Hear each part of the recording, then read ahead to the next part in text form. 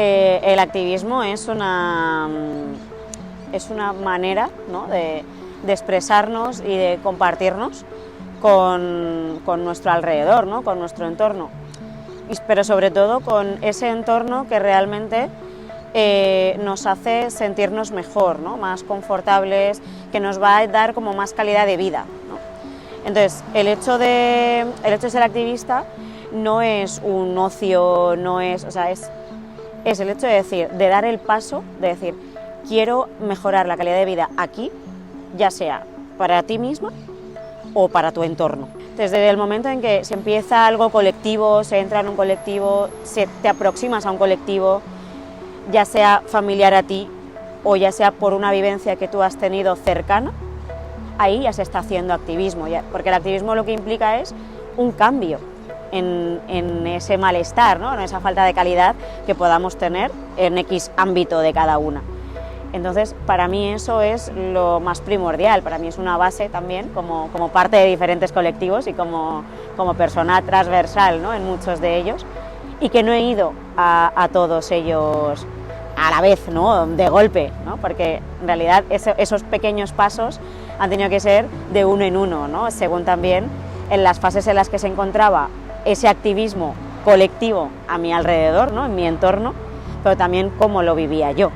En el momento en que somos voluntarias en algún área es porque poco a poco queremos ir dando pasos, ¿no?, más firmes en relación al tema que sea, ¿no?, pues a derechos, suele serlo, la mayoría de las veces, derechos que nos faltan para estar más cómodas, ¿no?, para sentir esa humanidad real que nos pertenece, ¿no?, que es esencia. Bueno, pues que el hecho de vivir con ello desde que naces, ¿no?, te hace verlo también en la fase de peque como un juego, ¿no? Y luego también, o sea, en la fase de peque lo ves como un juego y eso te da esas habilidades para poder comunicarte de ello, ¿no?, y con ello de esa manera. Y luego seguir trabajándolas también de mayor, ¿no?, de adolescente, de preadolescente, ¿no?, de joven, de adulto, ¿no? Entonces, creo que el hecho de ir comunicándolo tantas veces, ¿no?, y compartiendo tantas veces, no por obligación, sino porque realmente quería en la mayoría de las ocasiones, con familias, con otros peques, ¿no?, con sus preguntas, con esa inocencia que todavía hay, ¿no?, bueno, pues desde el desconocimiento, me ha resultado fácil comunicarlo y comunicarlo de manera sencilla, ¿no? Quiero decir, no considero que tenga que darme ninguna importancia en esto, ¿no? Somos muchas personas, pero que simplemente no todas estamos en la misma situación de poder compartirlo, ¿no? Y creo que ahí es donde está también la parte de activismo, ¿no?, de cada una, en el nivel de cada una, de decir, bueno, pues yo he tenido esta posibilidad, ¿no?, de poder compartirlo simple, ¿no?, sencillo, cercano, como en realidad tendrían que ser todo de compartir. Yo creo que si no se hace simple, no vamos a conseguir abrirnos las personas con VIH, independientemente de cómo lo hayamos contraído y de cómo haya sido nuestra experiencia con él, ¿no?, o cómo sea nuestra experiencia viviendo con VIH. Si no lo hacemos simple, si no lo hacemos cercano, no va a ser posible que el resto de la sociedad se abra. Bueno, en realidad para mí el estigma tiene como una doble parte, ¿no?, tiene como dos caras, es tipo una moneda. En una parte de mi vida ha sido como una tara, ¿vale?, como una señal que no se ha visto desde fuera, ¿vale? Desde fuera yo era una persona como otra cualquiera que no tenía esa tara, ¿no? Pero mi día a día sí que la tenía, ¿no? Mi día a día sí que tenía, digamos, la parte difícil, ¿no?, la dificultad de vivir con esa tara, ¿no?, con esa parte. Entonces, produjo como una brecha de decir, vale, esa parte de ahí, ¿no?, siempre ha habido como una dicotomía, ¿no?, un binarismo que no me ha gustado, pero que es lo que he vivido. Entonces, una parte era como, tú lo vives en silencio, ¿no?, o con un colectivo, pero todos como con la máxima discreción, ¿no?, que es, pues no lo comuniquéis, ¿vale?, porque al resto de la sociedad esto le asusta, ¿no?, y le va a producir rechazo. Entonces, era tan simple, ¿no?, como no decirlo. pero el no decirlo no era simple, ¿vale? Era muy doloroso. Era bueno, pues de cada peque, ¿no? De cada persona que yo compartía cuando era peque, era una vivencia un poco difícil, ¿no? Incluso para mí, ¿no? También como persona peque, preadolescente, adolescente, joven, fue un poco doloroso porque a la vez tenías que vivir otras fases de la vida, ¿no? De ir creciendo con un montón de dudas, con un montón de prejuicios que en realidad no quedaban resueltos. Entonces, ahí apareció la segunda parte, ¿no? La segunda cara de esta moneda, que es, bueno, vamos a comprobar qué es lo que ve la otra persona, ¿no? Qué es lo que se imagina, ¿no? Porque si no lo vive, no lo puede saber. No puede saber absolutamente nada de lo que yo estoy viviendo si yo no se lo estoy contando, ¿no? Entonces empecé como a investigar un poco qué es lo que veía la gente en mí, porque era yo la que estaba haciendo esa investigación, no podía poner a otras personas. Pero también fui compartiendo qué es lo que veían en otras personas, ¿no? Respecto a esa tara, ¿no? A esa señal. Entonces no era una discapacidad como tal, ¿no? O como otras personas, no era de movilidad, no era cognitiva, pero sí que es verdad que nos unía como esa invisibilidad, ¿no? O sea, la otra parte del estigma era la invisibilización de todo esto. Entonces llegó un momento en que decidí que había que sacarlo a la luz, ¿no? No ponerlo ante todo, ¿no? Porque ante todo soy yo, ¿no? Sara, pero sí que ponerlo como una parte de mí, ¿no? Como una parte que es esencia, ¿no? Pues mi piel, mi pelo, yo qué sé, mis piernas, mis brazos, mis manos, ¿no? Mi nombre, mi historia. Entonces es una parte de mí, entonces no iba a querer que se invisibilizara, o sea, parte de que ese estigma si estuviese haciendo más grande, ¿no? Y más dificultoso, era que no salía, no se enfrentaba, ¿no? a esa parte de la sociedad que lo desconocía. Entonces fue sacarlo y ver un poco qué opinaba el resto de la gente. Obviamente para eso tuve que hacer un trabajo psicológico muy duro, muy rudo, muy fuerte, y también tener mucho apoyo, ¿no? de otras personas alrededor. Entonces el estigma fue, se fue uniendo, ¿no? Esas dos caras de la misma moneda se fueron uniendo en el sentido de que vi perfectamente que yo podía manejarlas. Bueno, porque pues en realidad, como iba diciendo, ¿no? esa moneda fue acompañada también por muchos profesionales sanitarios de distintos niveles que lo primero que vi de ellos fue su humanidad, no fue su profesionalidad. La profesionalidad la conocí después.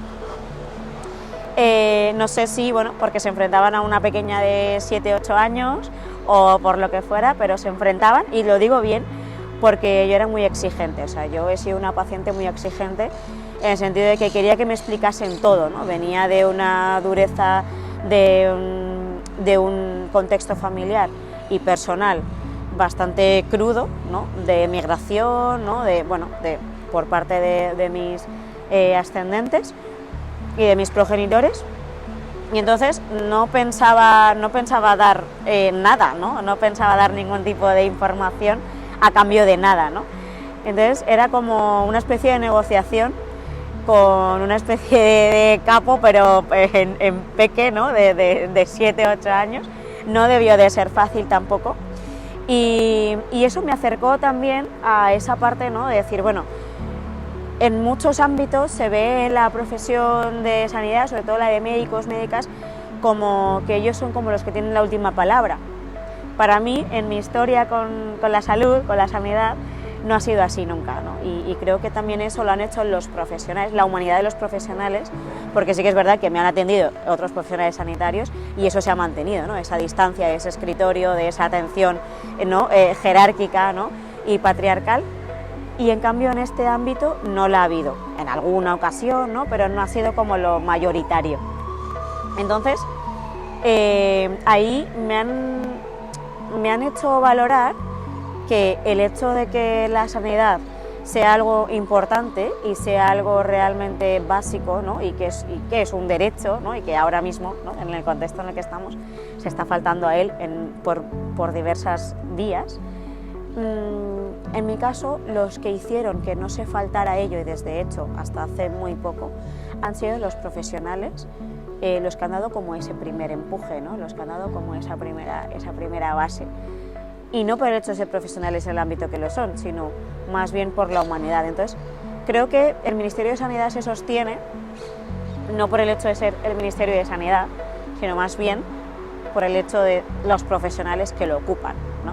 Y los profesionales que mantienen su humanidad a pesar del cargo, ¿no? A pesar de la institución, o sea, hacen que la institución sea cercana. Entonces, por eso me quedo con este espacio, con este entorno. O sea, es muy bonito, ¿no? Es un entorno además muy turístico, muy acogedor, ¿no? A nivel ciudad en la que estamos, la que nos encontramos, pero no es un ministerio que sea altanero, ¿no?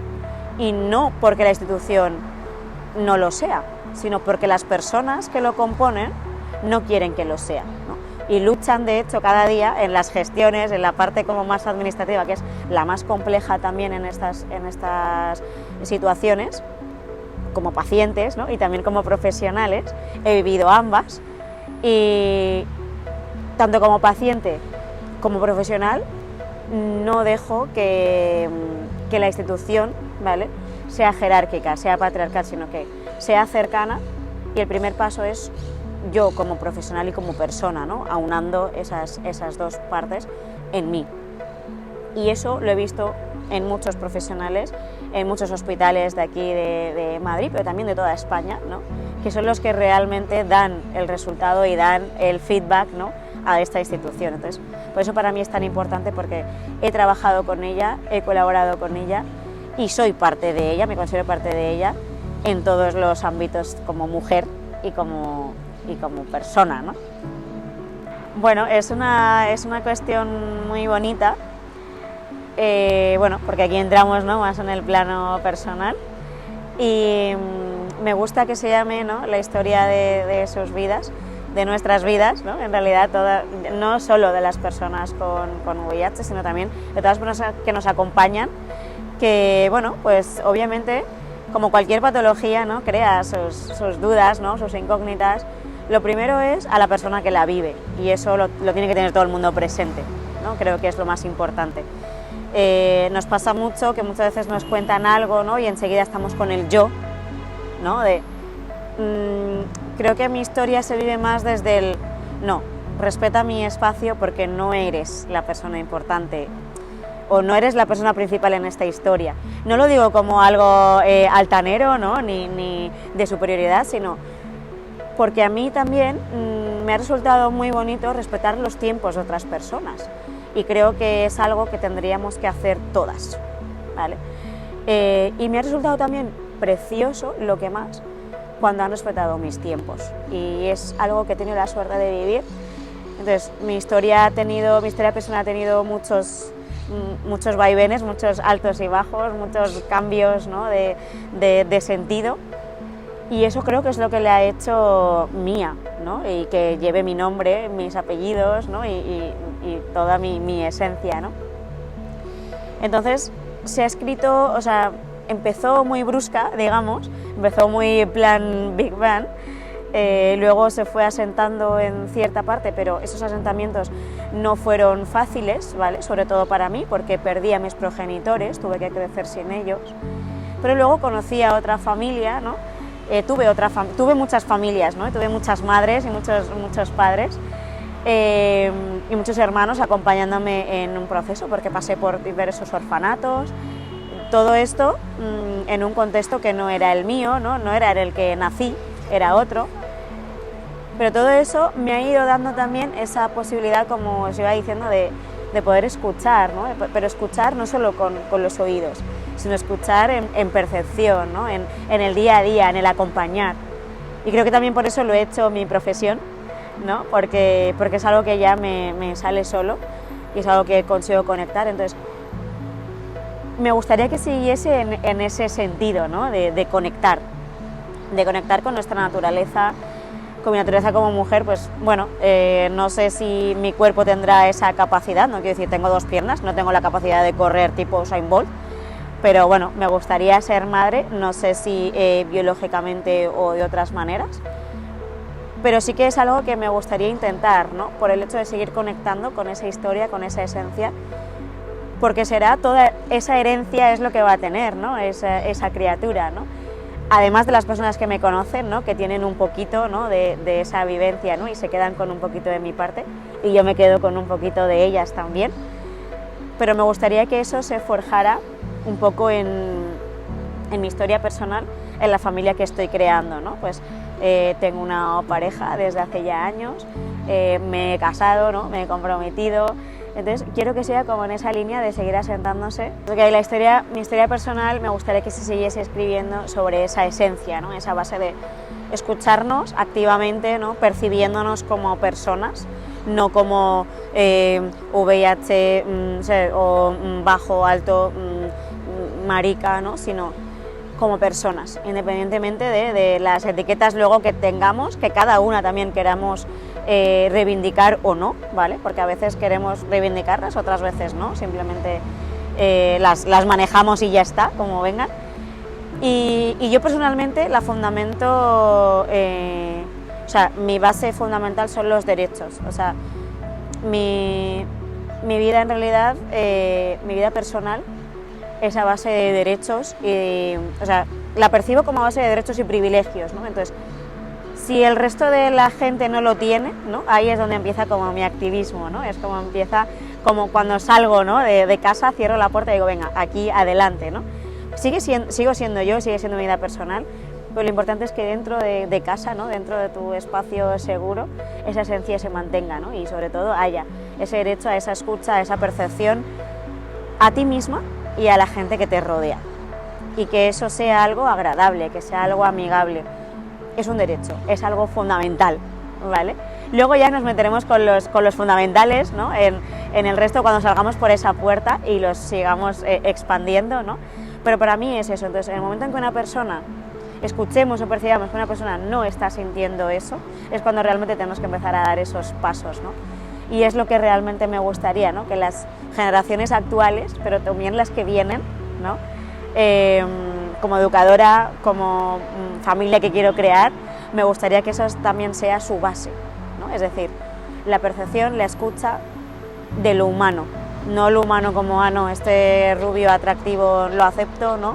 Y este es negro, no quiero esas dicotomías en esto, ¿no? Entonces, mi vida personal no se forja para nada en eso, o sea, todo eso está quitado de ahí, sino más bien en la esencia de cada persona, de lo que cada persona tiene que aportar, tiene que compartir, y que lo haga, y que lo haga en un espacio que le resulte lo más amigable posible, lo más placentero posible, y que lo disfrute haciéndolo, no que sea ni por una obligación ni nada, sino que realmente sea porque quiere, simplemente porque eso es lo que yo mayormente he compartido y he sentido cuando lo he compartido.